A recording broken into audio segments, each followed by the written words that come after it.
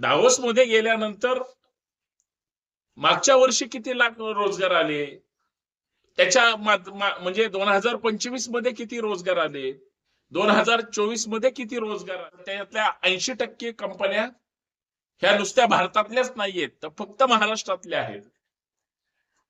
महाराष्ट्रातल्याच कंपन्या जास्तीत जास्त महाराष्ट्रात गुंतवणूक करणार असतील तर मग परदेशी कंपन्या महाराष्ट्रात देशात येणार आहेत की नाही. दावोस मध्ये 14,52,000 कोटी रुपयाची गुंतवणूक 19 कंपन्यांच्या माध्यमातून महाराष्ट्रामध्ये करण्यात आली. अर्थात यामधून 15 लाख रोजगार मिळतील अशी शक्यता राज्याचे सन्माननीय मुख्यमंत्री देवेंद्र फडणवीसांनी व्यक्त केली. त्यांना दावोस मध्ये जाऊन त्या ठिकाणी महाराष्ट्रात परत गुंतवणूक करण्याची काय गरज.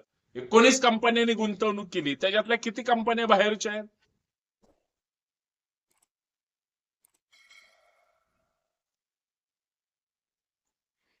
थंड हवेच्या प्रदेशामध्ये राज्याचे मुख्यमंत्री उद्योगाची गुंतवणूक करण्यासाठी दावोस मध्ये जातात. दावोस मध्ये गेल्यानंतरच महाराष्ट्रामध्ये उद्योगांचा आणि त्यांच्या गुंतवणुकीचा पाऊस पडतो. परंतु सरकारी पैशावर खर तर जग फिरण्याचं जे स्वप्न असतं प्रत्येक नेत्याचं, ते कदाचित पूर्ण होत असावं. कारण ज्या महाराष्ट्रातल्या कंपन्या आहेत, ज्या महाराष्ट्रातच मुंबईमध्ये जाऊन आर्थिक गुंतवणूक करू शकतात, त्यांना दावोस मध्ये जाऊन त्या ठिकाणी महाराष्ट्रात परत गुंतवणूक करण्याची काय गरज. राज्याचे सन्माननीय मुख्यमंत्री महोदय देवेंद्र फडणवीस साहेब दावोसच्या दौऱ्यावर आहेत आणि दावोस मध्ये 14,52,000 कोटी रुपयाची गुंतवणूक 19 कंपन्यांच्या माध्यमातून महाराष्ट्रामध्ये करण्यात आली. अर्थात यामधून 15 लाख रोजगार मिळतील अशी शक्यता राज्याचे सन्माननीय मुख्यमंत्री देवेंद्र फडणवीसांनी व्यक्त केली. खरं तर दरवर्षी दावोसला जातात, दरवर्षी आर्थिक गुंतवणूक होते, परंतु तरुणांना रोजगार निर्मिती मिळते की नाही याबाबत अजूनही कोणी छातीठोकपणे सांगू शकत नाही. रोजगार जर तरुणांना मिळणार असतील तर मग रोजगाराच्या संधी ह्या महाराष्ट्रातल्या तरुणांना, महाराष्ट्रातल्या भूमिपुत्रांना मिळणार की बाहेरच्या लोकांना, याचा सुद्धा शोध आणि बोध घेणं गरजेचं आहे.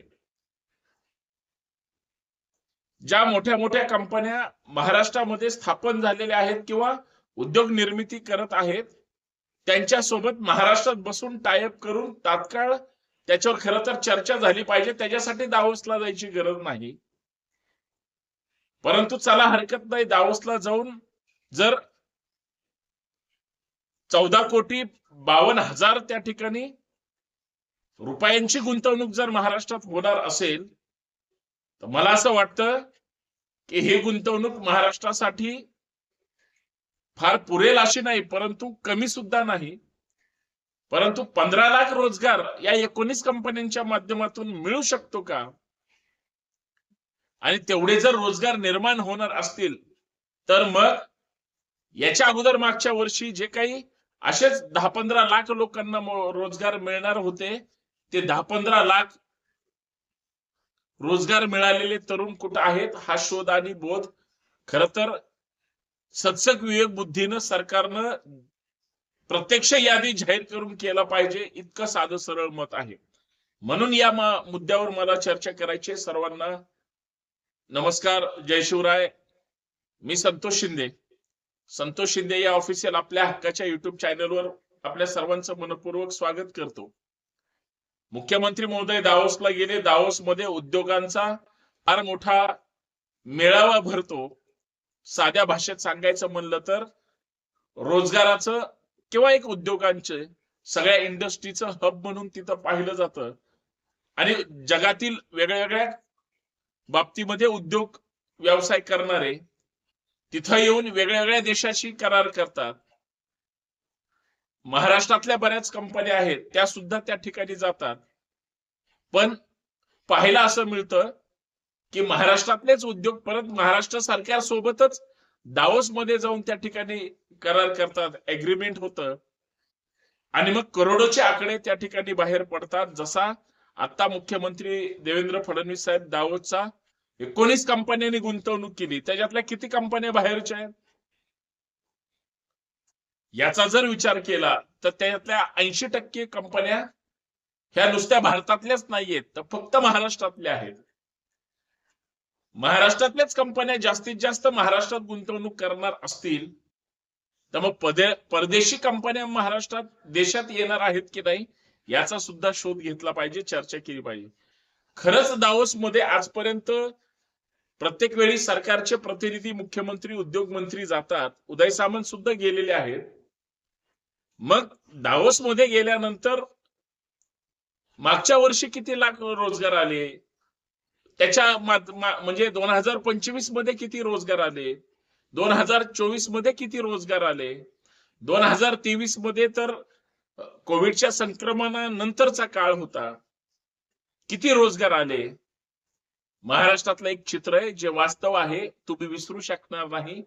बऱ्यापैकी मोठ्या मोठ्या कंपन्या नवीन रोजगाराच्या संधी उपलब्ध करून देत नाहीत, उलट आहे त्या कामगारांना काढून टाकण्याचा प्रयत्न होतो.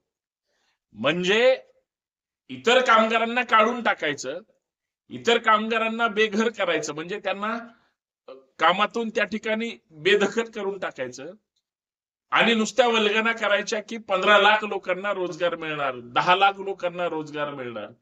देशाचे प्रधानमंत्री श्री नरेंद्र मोदी साहेब ज्यावेळेस दुसऱ्यांदा प्रधानमंत्री झाले त्यावेळेस त्यांनी घोषणा केली होती की वर्षाला 2 कोटी रोजगार, लक्षात घ्या, वर्षाला 2 कोटी रोजगार या देशामध्ये उपलब्ध होणार. प्रत्येक राज्याला किती वाटून आले याचं जर कॅल्क्युलेशन केलं तर एका दावोस मध्ये जर 15 लाख लोकांना रोजगार मिळणार असतील, ते महाराष्ट्रातले आहेत का याचा विचार केला पाहिजे.